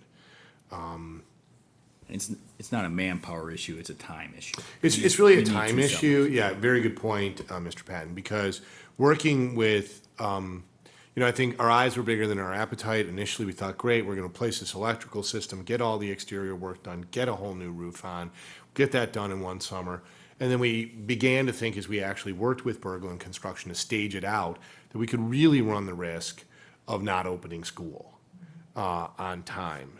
Because obviously all that kind of work can't be done with students in it. So a more astute process would be 1 bond, 2 summers to do that work. And part of that reason too is if we did 2 separate bonds, we run the risk of the rates going up. Well, you run the risk of new rates. You run the risk of new market conditions. You also you have $15 million approved, and you wouldn't be able to make that money work for you. That money would be someplace else when you could take advantage of current interest rates right now, earn interest on your investment that could go and again ameliorate costs of the project, help you with debt service abatement, help you pay for any kind of overages or unexpected costs that don't get then handed to the taxpayer. It's a fair way of doing it. Oh yeah, Mr. Patton. And I think I remember from the Master Planning Council discussions that you can use the interest off of the life safety bond to pay debt abatement. Yeah, you could either pay for the debt service or you could put it in the project, right? So it is spoken for. And, maybe just in the closing of my report, just a couple things. One, I do want to stress a 20-year bond on a building is a 20-year for an educational purpose. So that doesn't decide for you or any future board what the educational purpose of the facility is. And obviously, if you pay the bond off, then, you are in the clear, right? Couple things I would just, listening to you, what I'm hearing, I think that survey last fall is awfully important. You had many, it's still on our website, so many people in the hundreds, come out and take that survey and do something very unusual, which is writing. And you had generated, like Mr. T said, a very clear action plan. And sometimes I think we forget, you know, of our 75,000 folks that we have to represent everybody. Whether they're at the board meeting or not, those, you know, almost, I think it was 700, 800 people, they really dug into that survey. Really voiced their concerns. Then we did the participant verification in the fall with 3 town halls, then met with the uncensored group, and there's intersections with that group as well. So I just think it's so important to listen to the rest of the room. The second thing is just time and planning. You know, like was already mentioned around the table, short-term planning, but then also long-term planning as well, combining those. But the final thing I would say is an autopsy without blame. That's a phrase that we like to use around here. We have a pattern. There was a period of time in this district, and I offer this as an autopsy without blame, between 2011 and, in my mind, 2022. That's an 11-year period of time where the district was encountering what Derek mentioned: facility need, tax aversion, facility need, tax aversion. And you might recall in 2022, not to be a town crier, but I said to the board, we really need to start thinking about Central. The consequence of that was a cataclysmic event that many people, when we go out on the circuit, can't believe that we did what we did.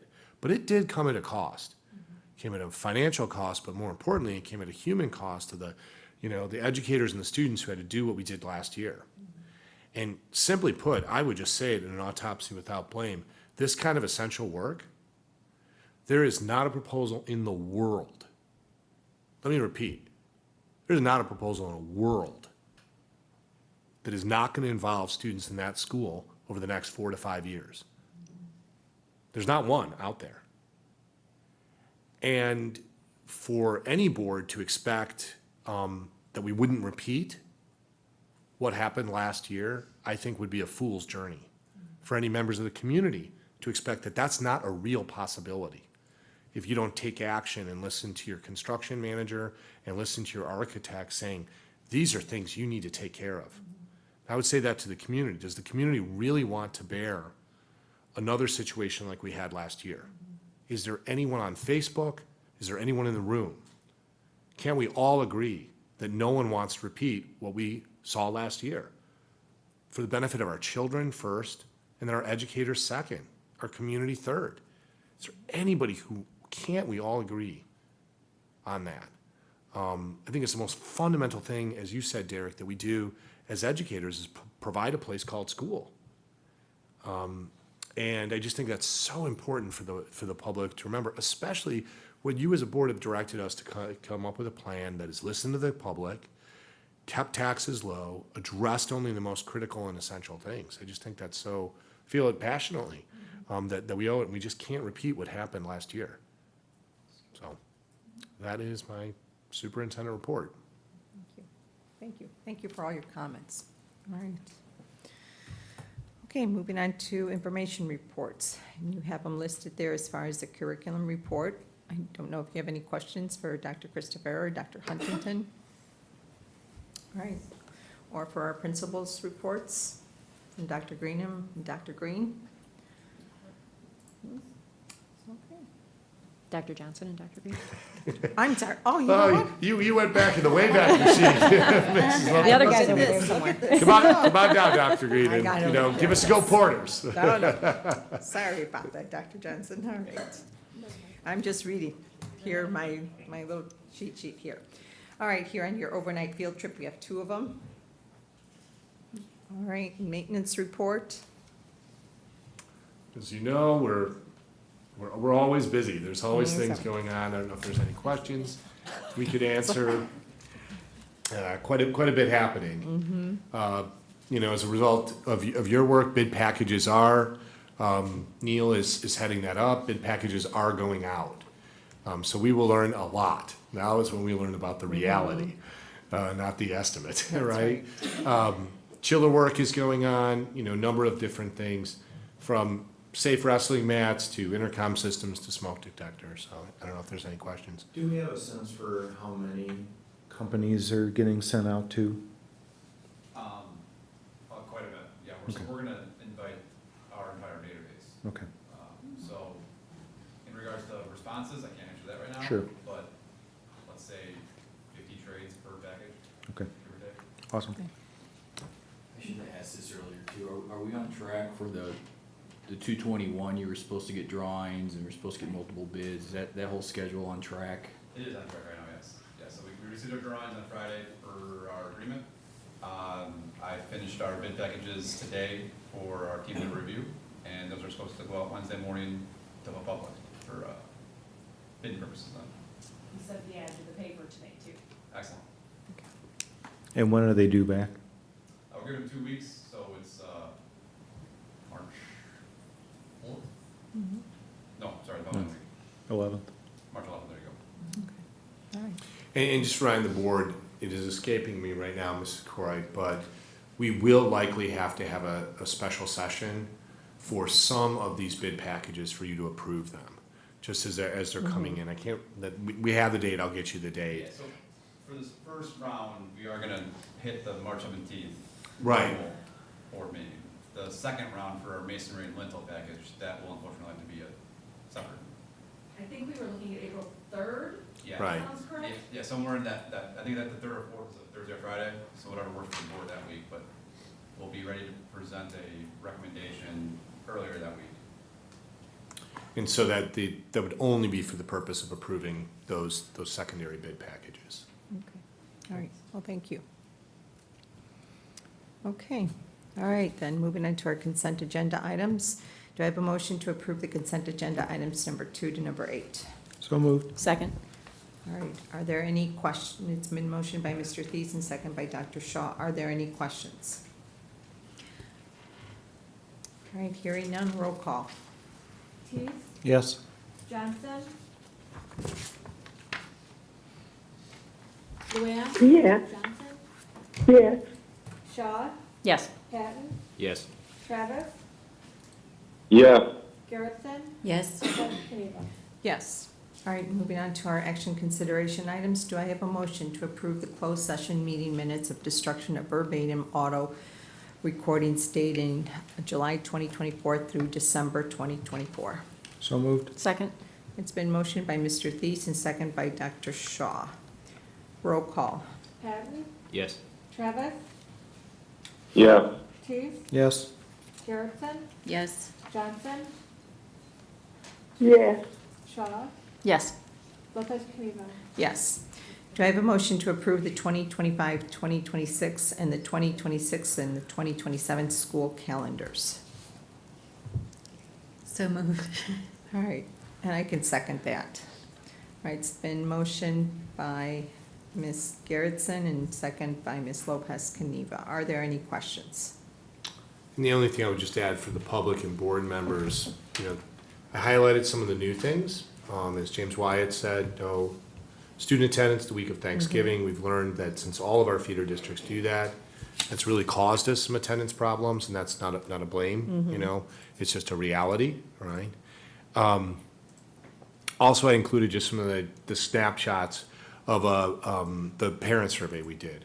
We worked with Superintendent's Advisory Council, obviously the board, feeder superintendents, but also over about a 3-week period, surveyed our parents as well. So just a few snapshots of what they felt were important. Probably the most important thing they felt was alignment with our feeder districts.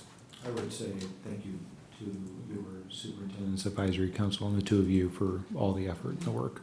Yeah, giving us that feedback. Thank you. All right. Okay, I think we did roll call. Travis, Yes. Garrettson, Yes. Johnson, Yes. Tease, Yes. Shaw, Yes. Patton, Yes. Lopez Caniva. Yes. All right, do I have a motion to approve to award the bus bid for 7 new school buses? So moved. Second. All right, it's been motioned by Mr. Thies and second by Dr. Shaw. Are there any questions?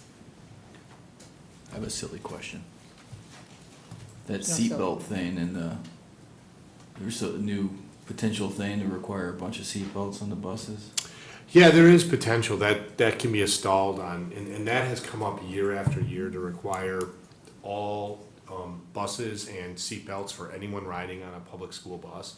It's come up year after year after year, and that would just be something you install in existing seats. It would be obviously a cost. It usually does not pass for a whole host of reasons. Mainly because school buses are uniform, and obviously elementary school students are sitting in a different way than big kids. You know, big kids are bigger. There's usually 2 to a seat and sometimes 3 to a seat on an elementary school bus. So you can see these passenger buses are 77 passenger buses. I'm not aware of ever getting 77 teenagers on a single bus. We just can't fit them, right? You know, so that is usually why it's kind of, you know, beat off. And the safety design of school buses, mainly the high seats, right, are what try to provide restraint, so. Got it.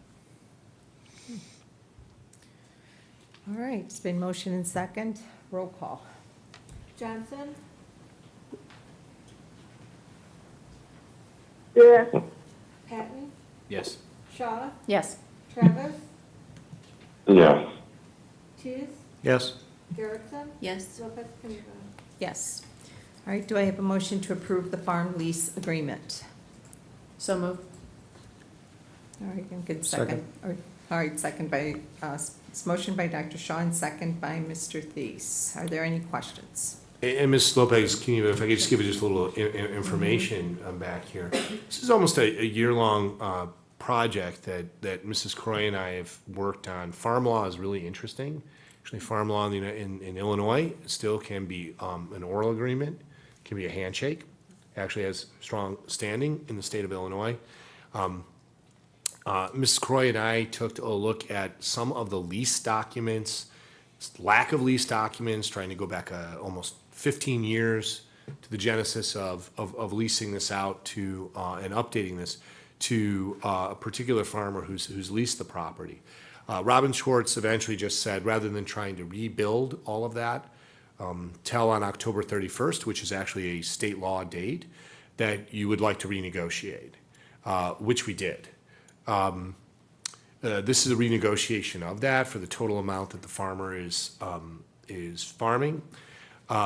And the rate, we were attempting to do 2 things. One, a rate increase that was a reasonable increase, 32% increase.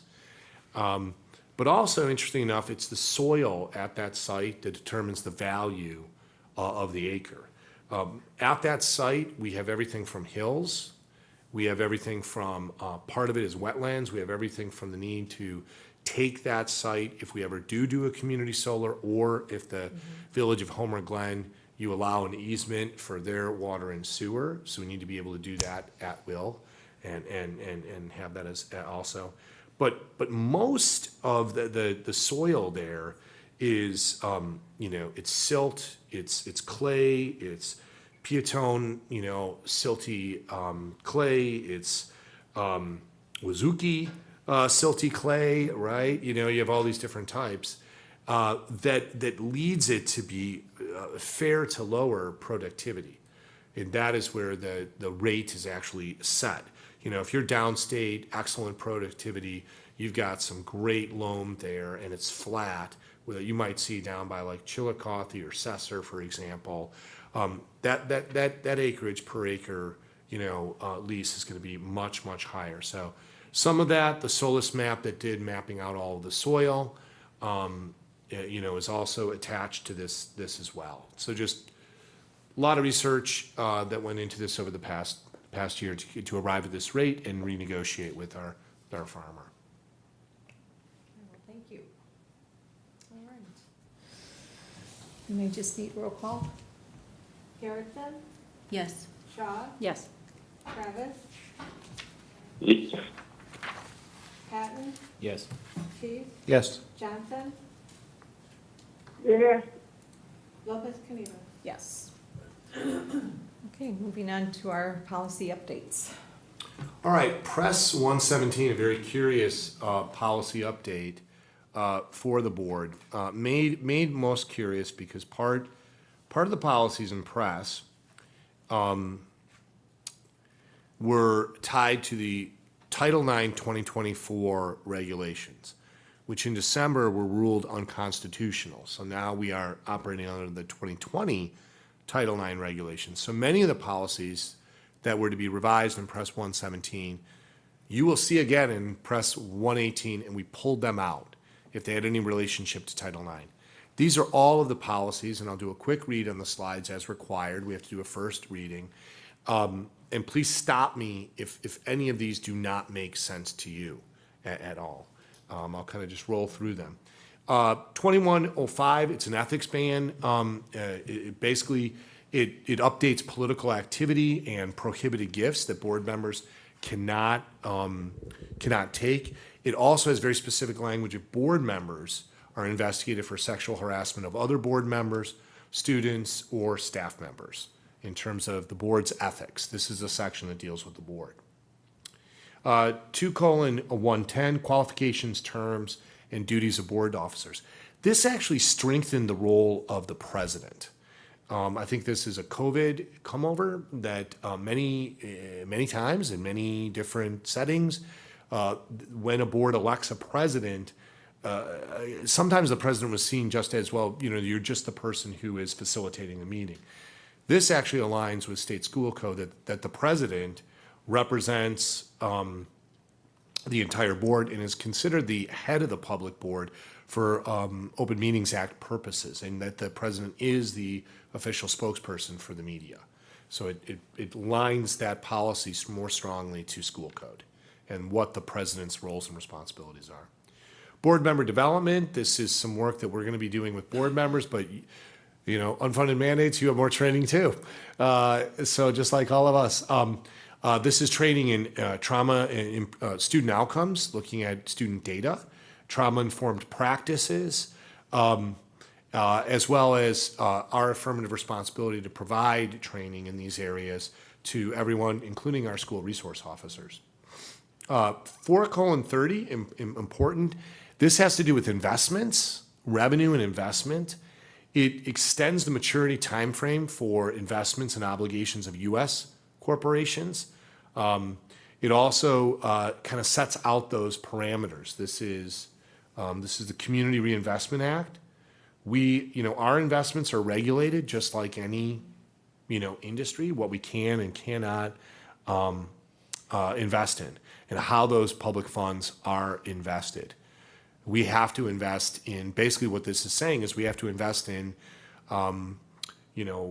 investments that have satisfactory or outstanding ratings. We can't do derivatives or options, or exotic things like that. The people's money has to go into stable investments. Literally the only change in 4:60, this was so literal that I misunderstood it from Mrs. Croy. She had to explain it to me several times, so I hope I don't have to. Is literally in the policy 105 ILCS, 105 ILCS, there is literally one numeral changed. And even if one numeral is changed, you have 5/10-20.85 is changed to 5/10-20.86. Yes, you have to approve it, even if one numeral is changed, because it changes the reference of the law. 4:150, facility management. This is an important one. It increases the threshold for alterations to building or grounds from, in terms of board approval. It ups it to a $35,000 bidding threshold. If it goes over $35,000, you have to approve it. Policy safety, this is in alignment with cardiac safe schools. Defibrillator AED has to be present in attendance centers, school day and on-site district-sponsored events. We already meet that, if you look around. 5:90, abused and neglected child. This policy was amended to remove the requirements previously when if you were a person who made a call to DCFS, you not only had to call DCFS orally, but then when you hung up the phone, you had to file your report in writing. This removes the requirement to file that redundancy, both to do the oral and in the written report. The oral report is the report.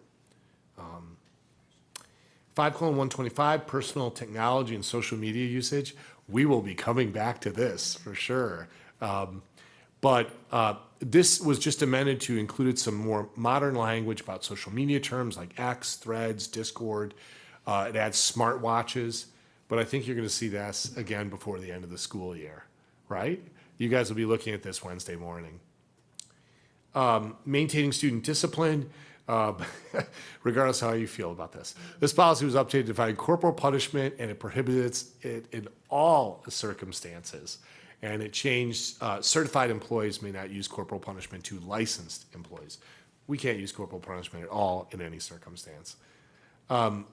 Curriculum content, this updated just career exploration, and it really aligns us to the career pathways endorsement here in Illinois. And this is really what the March 5th DuPage IASB is all about. Guidance and counseling program, this policy was updated to clarify and expand the list of services school counselors can provide. Health, eye, dental examinations, we are no longer required to provide parents with information about meningitis, basically. We were required to do a huge campaign. Students are still required in their junior year to have the meningitis shot, but not required, for us to do the affirmative public relations campaign on what is meningitis. Suspension, important change. Superintendent must collect for suspension of 4 or more days. So a suspension that lasts 4 or more days, previously was 5, but 4 or more. Now there's a whole collection of what types of interventions took place before that student was placed out. This aligns again with state school code. And then finally, 8:10, this policy was updated to confirm that the board president collaborates with the superintendent to communicate with the media. Statements by board members not authorized by the board president. So really all public statements should go through the board president or consider personal opinions. And board members, if they do so, should identify that this is not authorized by the rest of the board. This is not authorized by the board president. This is my own opinion. You might remember when we met with Holly Bartecki in the fall, she went over some of the legal personal ramifications for individual board members who don't run comments through the rest of the board for approval. The district website, social media feeds, media statements, and email only reserved for official district communications. So that aligns with state school code. That's it. At the tail end, we have policies that we don't really have a specific change. Letting you know that there's some updates. These are just legal references and footnotes, don't require board approval. And these are some policies that we're keeping the LTHS policies rather than some of the press recommendations. Any questions I can ask? That is your first reading. You approve next month. Well, thank you. All right, moving on, then announcements. Yeah, very briefly, just put at the end, lots going on in terms of announcements. I hope Aleve and I make it back, and Avery, because we've been invited to an event on March 13th downstate. So I hope all three of us make it back for a special Olympics, and then you can see some of the other events we've got going on. So the game is downstate, or that's No, where you're going to we're be going. coming back? Avery, Got it. Aleem, and myself are going to Bloomington for a Illinois State School Board event that they've been invited to, and oddly enough can't go if the superintendent doesn't go with them. So, but I'm delighted to do it. The game is at Central that night. Yeah. I was just being silly, Mr. Teese, saying I hope we make it back, because I do. I really do hope we make it back for this game. What is group interpretation? Group interpretation is an IHSA sponsored competitive activity in speech and theater. So it's basically, you imagine an ensemble of anywhere from 8 to 12 individuals who usually present almost a one-act play, and it's competitive. We've done very, very well in group interp and advanced, oftentimes advanced to the finals. And if you talk to Laura Gilbert, we believe there's a Ukrainian judge from Bloomington, Illinois that, but in group interpretation, everyone believes it's highly subjective. All right. Dr. McBride, can I ask you a question real quick? And I apologize for this. I realized it after we voted on the approval of the meeting minutes from January 31st. Because we combined the two, I should have abstained from January 31st because I wasn't there. So I thought there was more to vote on, but since we only voted on 2, I apologize. That is okay. Are you abstaining now? Can I? You can amend your vote, Yeah. and we can record it Okay. as an abstention. Thank you. Okay, thanks for catching it. Yeah. All right. All right, okay. Then do I have a motion to adjourn? Oh, I do have one other announcement. I know how excited you are, and I will guide you through this. Statement of economic interest. Could you all please check your email, especially you, Derek, knew you still have to file. If you could check if you received this email, and if you did not, you get a number and ID personal to you. And it's due by May 1st, and if you don't do it by May 1st, it's a $15 a day penalty that the board does not cover. So, and that goes for us too, so we all have to do it. Changed from last year to this year, or is it the same form as last year? Is it? Okay. Yeah, it usually is the same Okay. number and everything, so. Took it twice already. Thank you, Mrs. Maxwell. All right, well, thank you. All right, then, do I have a motion to adjourn tonight's meeting? So moved. Second? All right, it's been motioned by Mr. Thies and second by Dr. Shaw. All in favor? Aye. Aye. All right. All right, good evening, everybody. Night, thank you.